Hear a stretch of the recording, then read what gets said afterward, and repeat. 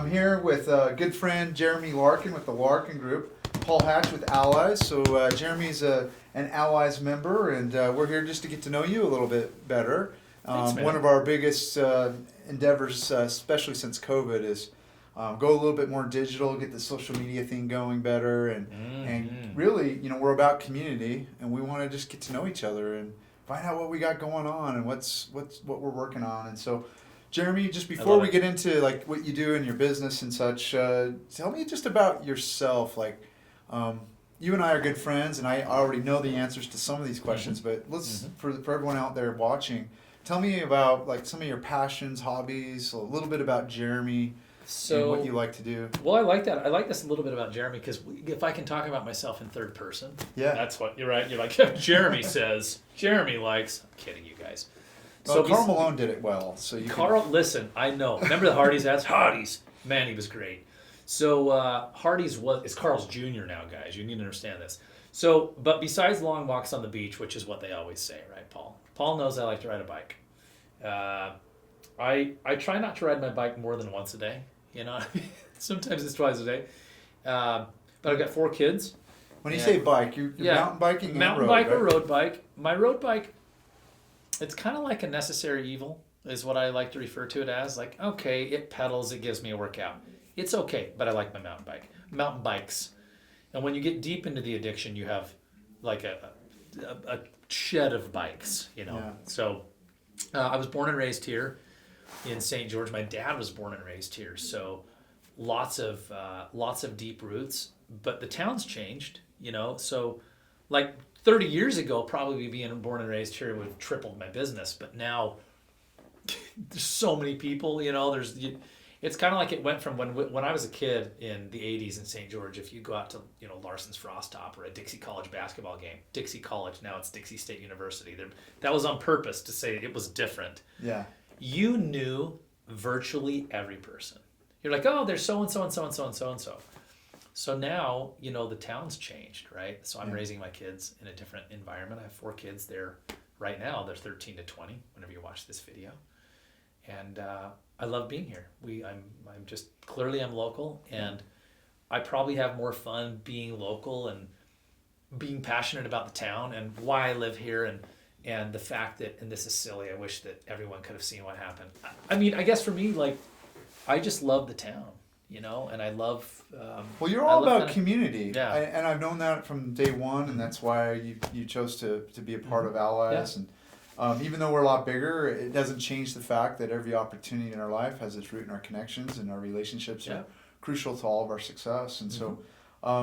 tell me a little bit about the industry in general, especially post-COVID. Like, what's happening in real estate, in southern Utah particularly? What are you seeing? What do you think the general listener might need to be aware of? Yeah, this is kind of cool, and I hope this is helpful to somebody. I hope it's even helpful to another real estate person. We do a radio program, which you've been on. Yeah. He's a very good guest. And I'll have the biggest compliment is agents will tell me, I listen every week and I get some nugget, right? But what happened in St. George is our market should have crashed. As basically real estate should have crashed everywhere, in theory. I mean, the economy seemed like it was going to crash. And the first week of March, I was pretty nervous. And we battened down the hatches, Paul. Did you get this pun? There was a pun in there. We battened down the hatches. Dang, dude.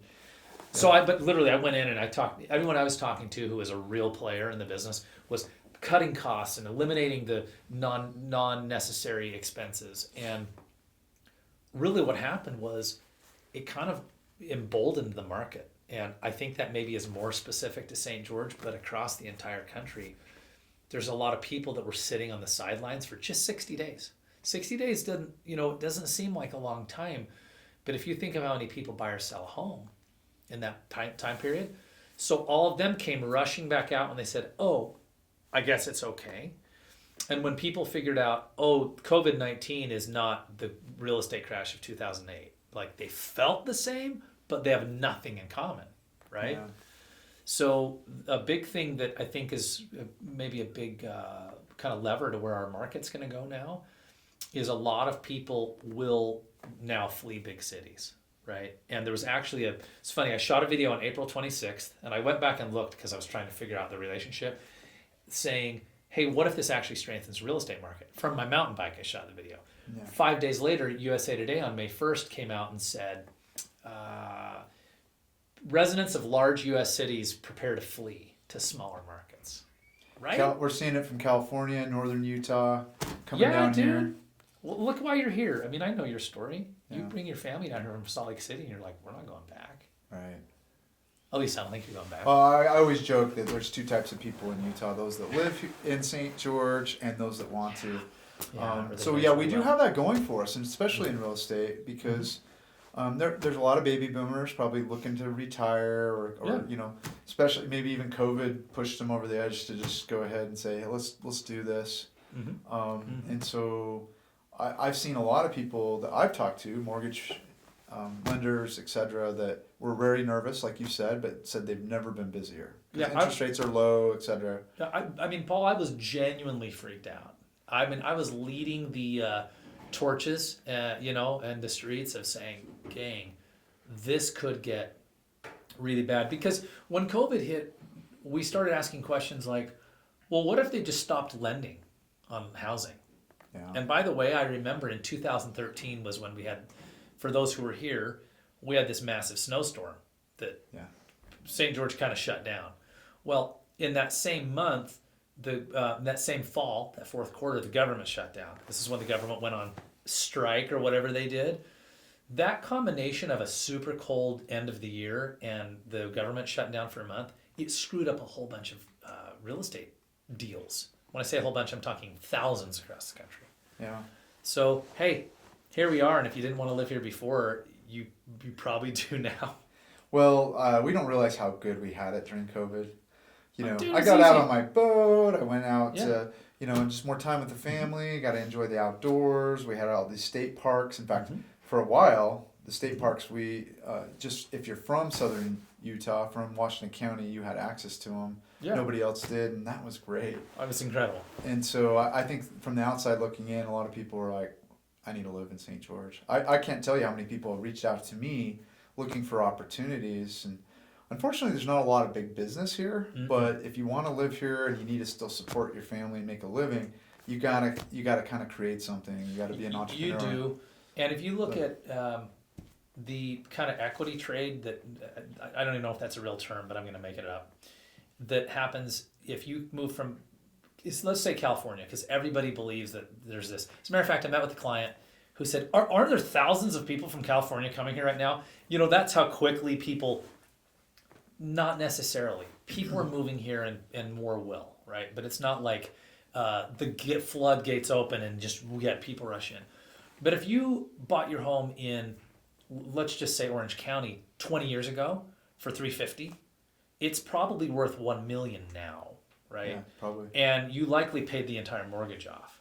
So let's pretend that you and your spouse, your partner, whatever it is in our PC society, have $1 million in equity. You sell your house. You both had two very regular jobs. Like one was a school teacher and the other one was running a local insurance agency. Just very regular stuff. You now have $1 million to buy a home. And so that equity trade makes a place like St. George really appealing because people watching know, you can buy a lot of house for, you buy a ton of house for $500,000. Right. Does that make sense? Oh yeah, totally. So it's just super appealing to come here from that kind of market because most of those markets over the last 2 to 3 decades saw real estate values 4 to 6 times. Well, as we wrap up, I think it might be interesting just to discuss a little bit about your team, what makes the Larkin Group unique, what problems you solve to help people, get into a home, etc. So, and I'm glad you asked, because we're kind of seen in real estate as being homogenous. I'm like, oh, you're a real estate person. Well, my cousin's a real estate agent. They just got in the business last week. And I remember getting in real estate, and I knew nothing. I mean, what I had to offer the community was so limited. I had local experience, but Paul, how do you quantify that? Oh, I'm local, right? Yeah. So over the years, we've sold. So now at the Larkin Group is it's a company. There's about 10 of us now. We've helped 1,300 families buy or sell. So it's a lot of real estate. It's well over $250 million. Over time, besides being local and being on the ground and being able to walk people through and give them perspectives that they probably couldn't get in any other way. We developed a couple of really fun systems. You talk about how do you help a buyer get into a home. Some of them are risk reversal, is what we call in direct marketing, right? Risk reversal is like our love it or leave it program. So someone comes to me, you come and say, hey, I want to buy a house. You buy a home, and 12 months later, your wife looks at you and says, why did we buy in this neighborhood? I mean, that's unlikely, but it happens. Right. We would sell that home for free. So that's a risk reversal, right? It's a guarantee. It's called love it or leave it. Another thing that we've pushed, because look, at the end of the day, all of us in real estate can post your home in the multiple listing service. We can shoot professional photography. We can, I mean, if we're trying, I mean, if someone, not everyone, remember, it's not homogenous. There's no rules, Paul, around how I market your house. Right. I could literally take photos with my iPhone, throw out the multiple listing service, and never call you again for 6 months. That's actually not against the law, which is odd, right? Yeah. You think there'd be a higher level of kind of requirement, but any of us can do that. So we've looked at other systems and said, well, what does a consumer want? And one of the things that a lot of consumers now want is they want to sell their home quickly and quietly without having people come through. And this isn't just COVID. Yeah. So we have a program. It's going to stick, it's going to stick. And so it's, for us, it's an accelerated sale is our fun term. It's an instant offer. So we'll have clients come to us and say, oh, I'm thinking about selling my house. I walk through, I actually have one this week. I don't think they want an offer, but when all is said and done, I think they need to put about $20,000 in their house to get what they want. There's what they want and there's what it's worth today. Right. And there's what it'll be worth probably closer to what they want by the time they put 20 grand in. But Paul, most people don't want to put 20 grand in. Right. And oddly, a lot of homeowners have $300,000 equity in their home, but no cash in their bank account. So instant offer is where our investor pool we can procure 2 or 3 offers and say, hey, Paul, I'm going to buy your home. People say, well, is it discounted? Of course it's discounted. It's like trading your car in. It's exactly like trading your car in. Sure. But we trade our car in because it's way easier than cleaning it up and putting it on KSL.com and having people come around. Not knowing when. Right? It's very convenient. So that's what the instant offer program is like. And it's a small percentage of folks that want that, but they like that guarantee. And so what we'll do is we can even put a guaranteed offer on your home and say, okay, look, we'll take it to the market, put it out to the whole planet. And if no one buys it in a period of time, we can buy it from you, your investor group. Sure. And we're really open with folks. Hey, that's a profit center if people want to do it. That's a great option, yeah. Yeah, I mean, those are a couple things we do. And I mean, we have fun. We bring people in our office. We're meeting with consumers at our space rather than saying, hey, I'll just come to your coffee table. Sure. We still go to the coffee table, but that's to see the home. And what this does is it engenders a conversation that's a conversation with a professional, not a guy doing business out of his car. Sure. So I don't know. We love it, man. Yeah. I guess I'll be at it. Well, you have a great reputation, and like I said, you've been a member of Allies for some time. Mm-hmm. Just curious, why did you choose to be a part of Allies, and what was your thought behind that?